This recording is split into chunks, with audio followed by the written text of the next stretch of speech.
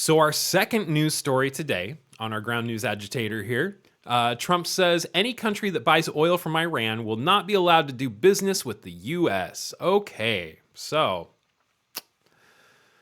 we're gonna cut off trade with any country that buys Iranian oil. I don't know how that's gonna go, but this whole trade war thing that Trump has started hasn't been going great to begin with. So you can see on our ground news actuator here, as far as our bias distribution goes, it's almost a blind spot issue for the right. It's not quite a blind spot because you do still have some right-leaning news articles reporting on it, but not as many. You've got more left and center-leaning distribution with a 79% high factuality rating. So doesn't look like there's a whole lot of bias in this story. The right's starting to pick it up a little bit. I pulled up an article from PBS because I always like to support those people that Trump thinks is the fake news. They don't need funding. They should be all of that. So Routers, OPB, PBS, stuff like NPR, anybody like that Trump is like, oh, these are bad publications and they can't be in the White House. That's typically who I'm going to use first. So. Let's read through the article, though. It says, Trump threatens sanctions against buyers of Iranian oil after U.S. nuclear Iran talks postpone. And this article is from PBS, like I said. President Donald Trump on Thursday threatened sanctions on anyone who buys Iranian oil, a warning that came after planned talks over Tehran rapidly advancing nuclear program were postponed. Trump wrote on social media, all purchases of Iranian oil or petrochemical products must stop now. Sorry, I got to do my Trump voice there. All purchases of Iranian oil or petrochemical products must stop now. He said any country or persons who buy those products from Iran will not be able to do business with the United States in any way, shape, or form. It was unclear how Trump would implement such a ban, as he threatened to levy secondary sanctions on nations that import Iranian oil. But his statement risked further escalating tensions with China, Iran's leading customer, at a time when relationship is severely strained over the U.S. president's tariffs. Yeah, exactly. So, based on tanker tracking data, the U.S. Energy Information Administration conducted a report published last October that China took nearly 90% of Iran's crude oil and condensate exports in 2023. Trump has separately placed 145% tariffs on China as a way to raise federal revenues and rebalance global trade. Trump's social media threat came after Oman announced planned nuclear negotiations for this coming weekend had postponed. Omani Foreign Minister Bard al-Busadi made the announcement on the post in a post on the social platform X. Give me just a second to take a sip of my Juneberry Red Bull here.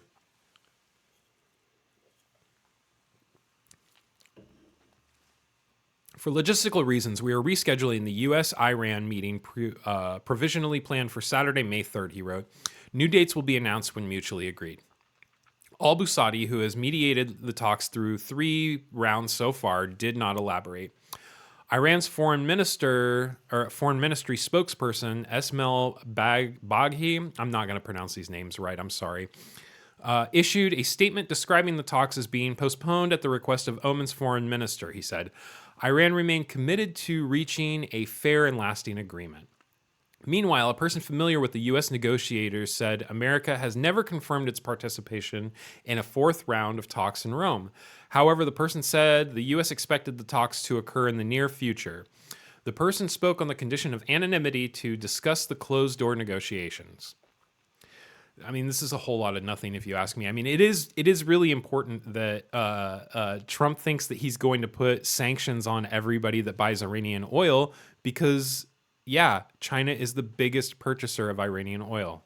So, Rome will see the Vatican begin its conclave next week with a pick to pick the new pope after the death of Pope Francis. The other rounds of the U.S.-Iran talks have been held in Muscat, the capital of Oman. The talks seem to limit Iran's nuclear program in exchange for the lifting of some of the crushing economic sanctions the U.S. has imposed on the Islamic Republic, closing in on half a century of enmity. The negotiations have been led by an Iranian foreign minister and U.S. Mideast envoy Steve Witkoff. Excuse me. Trump has repeatedly threatened to unleash airstrikes targeting Iran's program if a deal isn't reached.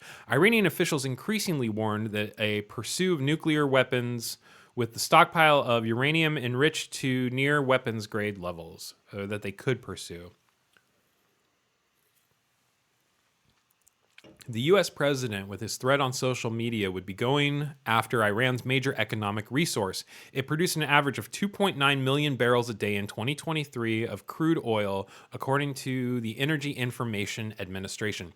So here, I'd like to point out that whatever's going on with like fundamental leadership and religious views and whatnot in Iran, they are an energy exporter. They export energy to China. They export energy to Iraq, which is another story that I did in the first iteration of Nightly News this morning on the Jeff Holiday channel. You may still be able to find that video. I don't know if it's still up. But I did another story about how Iranian sanctions were hurting Iran's ability to get the money that they're owed from Iraq for power that they sold them. So I think it's kind of funny that everybody thinks Iran wants to get nuclear weapons. Like maybe they're trying to build a nuclear power reactor. I don't know. That's probably pretty disingenuous when they're enriching weapons grade uranium. But at the same time, you see this country is an energy exporter. I don't know, man. I think that the world should strive for peace as opposed to continued turmoil. But that's just me. Maybe I'm crazy. So. Meanwhile, U.S. continues airstrike so we'll go back here.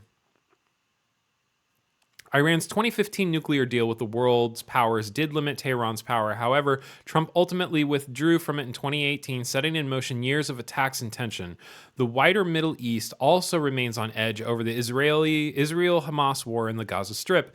Meanwhile, the U.S. continues an airstrike campaign called Operation Rough Rider that has been targeted Yemen's Houthi rebels, who have been long backed by Iran. U.S. Defense Secretary Pete Hegseth said early Thursday, warned Iran over the rebels. He probably wrote this on Signal. Who knows? Message to Iran: we see your lethal support to the Houthis. We know exactly what you're doing, he wrote. You know very well what the U.S. military is capable of, and you were warned. You will pay the consequence at a time and place of our choosing. Last Saturday's rounds of talks, which included expert drilling down to the details of a possible deal, also took place as an explosion rocked an Iranian port, killing at least 70 people and injuring more than 1,000. But that explosion at the port has already been reported to have been chemicals. So like this seems like I don't know, a little bit of a misnomer. But anyway, so yeah, just more tension. Good stuff. Hey, Cousin Matt here. Thanks for checking out that clip from Nightly News This Morning, a show I do live on this channel on Tuesdays and Fridays at 6:30 a.m. Pacific Standard Time. If you like the content, please drop the video a like. Feel free to subscribe if you haven't already. And I really do appreciate your comments. I'm really looking forward to having a discussion. I'd love to know what you think about it, and we will see you in the next one.